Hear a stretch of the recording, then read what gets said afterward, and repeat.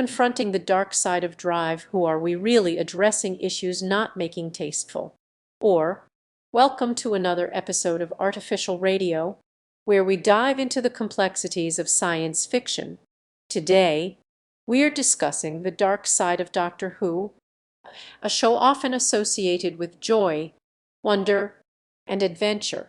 While it's true that Doctor Who has tackled some heavy themes over the years, we are here to ask a critical question. Are we really addressing issues, or are we just making it tasteful? Let's start by looking at some examples of the show's darker moments. The Doctor has faced Daleks, Cybermen, and other classic villains that represent some of humanity's greatest fears. Those moments of terror have the potential to spark meaningful conversations about the nature of evil, the consequences of technology run amok, and the importance of compassion in the face of overwhelming uncertainty. However, not all of Doctor Who's darker moments are created equal. Some stories have used their darker themes as a means to exploit and perpetuate existing social biases. The character of the Master, the Doctor's arch-nemesis, is often reduced to a caricature of villainy, embodying Nazi stereotypes and other convenient tropes that don't engage with the complexities of history. Other instances have seen the show use its historical settings as a way to capitalize on sensationalism, often at the expense of authenticity.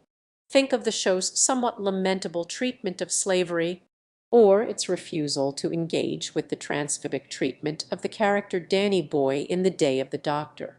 These types of absences and oversights can create a sense of hypocrisy, leaving viewers to question if the show is truly committed to addressing the difficult stuff, or if it's just chasing ratings and critical acclaim. The notion of making it tasteful, of presenting dark themes in a palatable way, without truly grappling with the complexities, is a critical one in today's media landscape. Think about how often we are told to approach heavy subjects with a lightness of touch, as if that's the only way to maintain what it is we call originality. Newsflash, covering up is not new. It's been going on since print and since then. Another concern here is the way that Doctor Who has become a bastion of what some call skeins effect. You know it. We know it. Whenever the show decides to comment on any issue of the day, we begin looking at each and every point quickly before allowing our cognitive facilities with an occasional good try. As a science fiction program, science has to pass the woes test. You aren't if you can't engage your science that has gotten hijacked. Does Doctor Who address real issues in a compelling and meaningful way? Or does it instead resort to convenient plot devices and shallow explorations? This, perhaps, is a conversation that warrants much further investigation, both of the show itself and the society in which we consume it. Next week on Artificial Radio, we'll delve into this discussion, discussing real conversations we are hearing today on both Doctor Who, other works, and ourselves in regards to.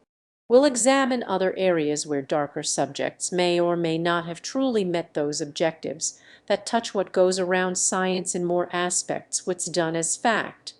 I look forward to seeing what that investigation uncovers, and whether Doctor Who, the icon that's all too happy to invite new ways, finds its strength at some time will lead itself forward on confronting difficult, really touching deeper societal ideas, or remaining somewhat self-perpetuating science itself to help resolve with art.